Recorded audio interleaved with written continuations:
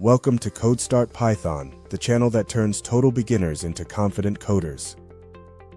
I'm Ben, your CodeStart tutor. Today's mission: install Python 3.13 correctly and prove it works. Grab a coffee, open your browser, and let's do this together. What is Python, really? It's a human-friendly programming language that powers Netflix, Spotify, SpaceX rockets, and even the International Space Station. It's free, open-source, cross-platform, and trusted by millions of developers. If you learn just one language this year, Python is the sweet spot between simplicity and power. Check before you install. Open PowerShell on Windows or the terminal on Mac OS, type Python -- version, and hit Enter.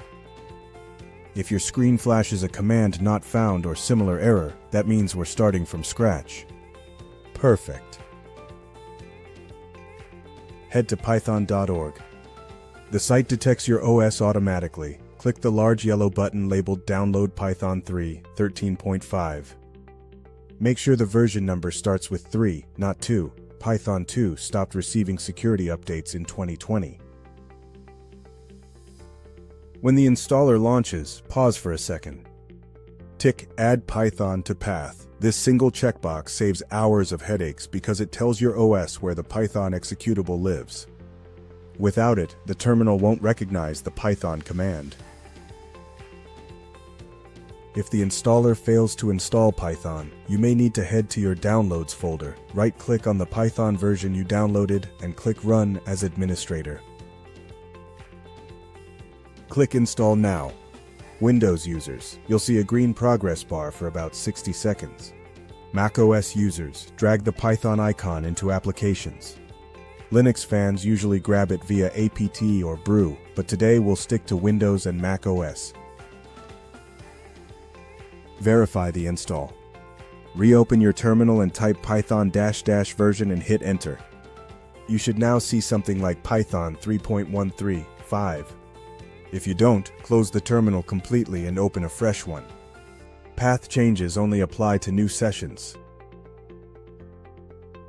Where did Python land on your drive?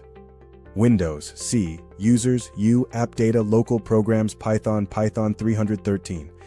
macOS /library/framework/Python framework versions 3.13/.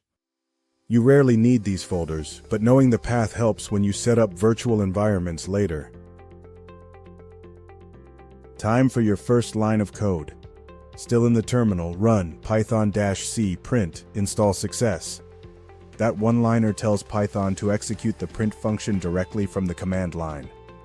If you see install success echoed back, congratulations, you just ran Python. Mini checklist before we move on. 1. You can open the terminal and run Python. It should drop you into an interactive REPL. 2. Typing exit cleanly quits the REPL. 3. pip -- version shows the package manager bundled with Python 3. Optional sanity check.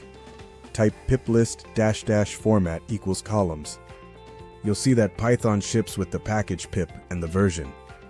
Keeping a mental snapshot now helps later when you install external libraries and want to spot anything unusual. Meet idle, the built-in Python editor. On Windows, search your Start menu for idle, Python 3.13 64-bit. It's a simple environment useful for quick experiments. Double-click it, type print 2+2, hit F5, and watch Python say 4.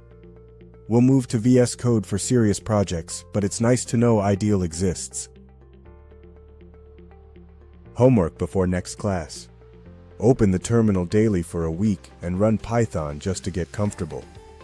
Bookmark python.org/docs for official documentation. Optionally, read the Zen of Python by running Python -m this in your terminal. It's 12 timeless guidelines written in code form. That's a wrap for video 1.